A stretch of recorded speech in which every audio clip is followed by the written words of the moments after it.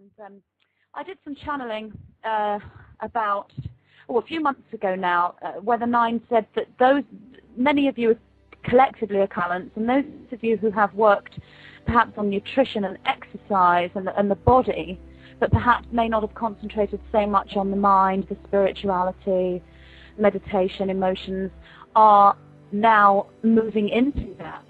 And it seems to be the other way around as well. Those that have concentrated very much on the mind, meditation, imagination, creativity, but perhaps may have put the body second or ignored it completely, are kind of switching. Obviously, there are those who've been in balance with both. But I'm definitely one personally who have, ignored the body to a great degree, really. Not ignored it, but I've always put my spiritual development first, believing that exercising the mind and the awakening and the emotions and that path has always been more important to me, with my diet and exercise taking a back seat. Other than when I was a child and a young woman, I did all sorts of exercise, and I've been a vegetarian as well for coming up 20 years, believing that was a healthy option.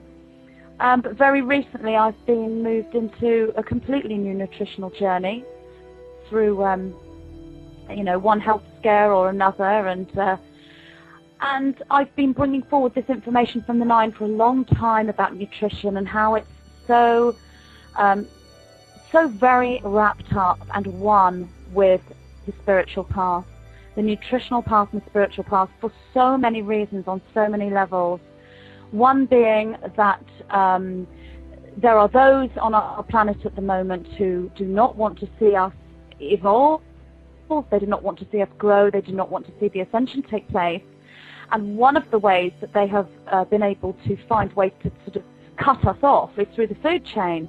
So that's just one side of things. So we're protecting ourselves from not taking in substances that are affecting our pineal glands and our awakening, our spirituality.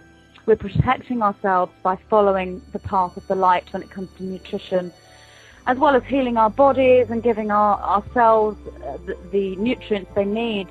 But also, I've always found myself very lucky. I've been able to channel and communicate with the Nine regardless of what I'm eating. I can sit here and have a packet of crisps and 2 biscuits and, white bread and still channel. But I believe that's not the norm. And when I eat the foods of life, the foods of light, which are freshly grown fruits and vegetables and earth foods, that channeling is much easier, and connecting with the Nine is much closer. So you can go further with that.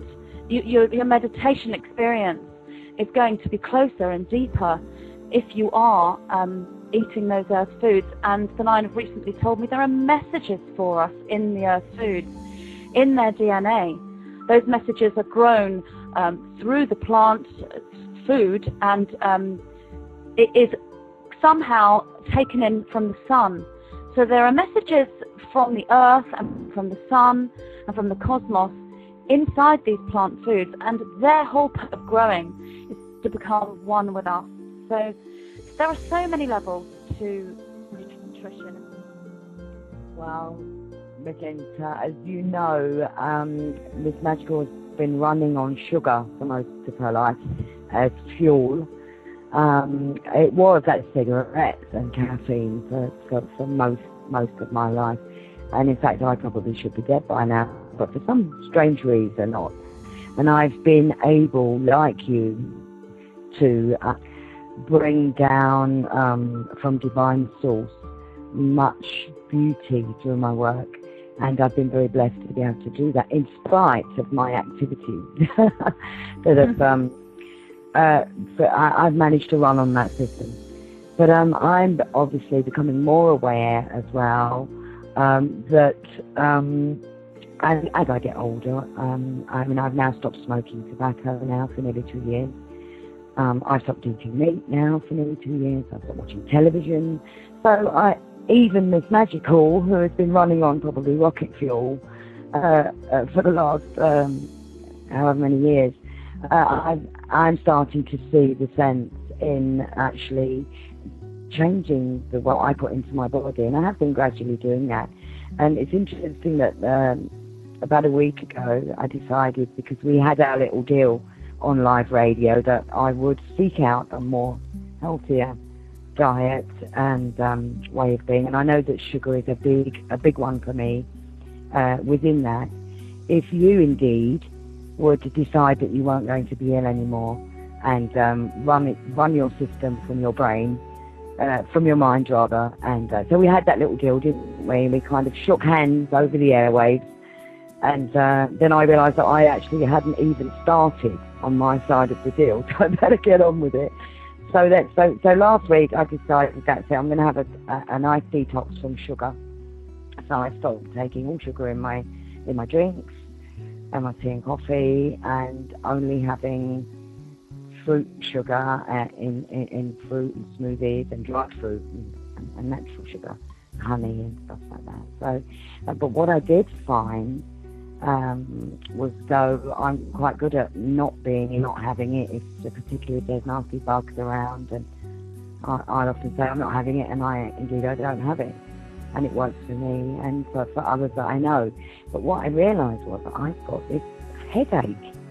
I've been getting a headache the whole week from withdrawing from sugar, and what I realised was that sugar had been my operating system. It's been a form of fuel, and my system, because I've been doing it for so long, and in such large amounts, I mean ridiculous amounts of sugar, and my teeth have really suffered because of that as well. And there may be other parts of me that may have suffered because of it.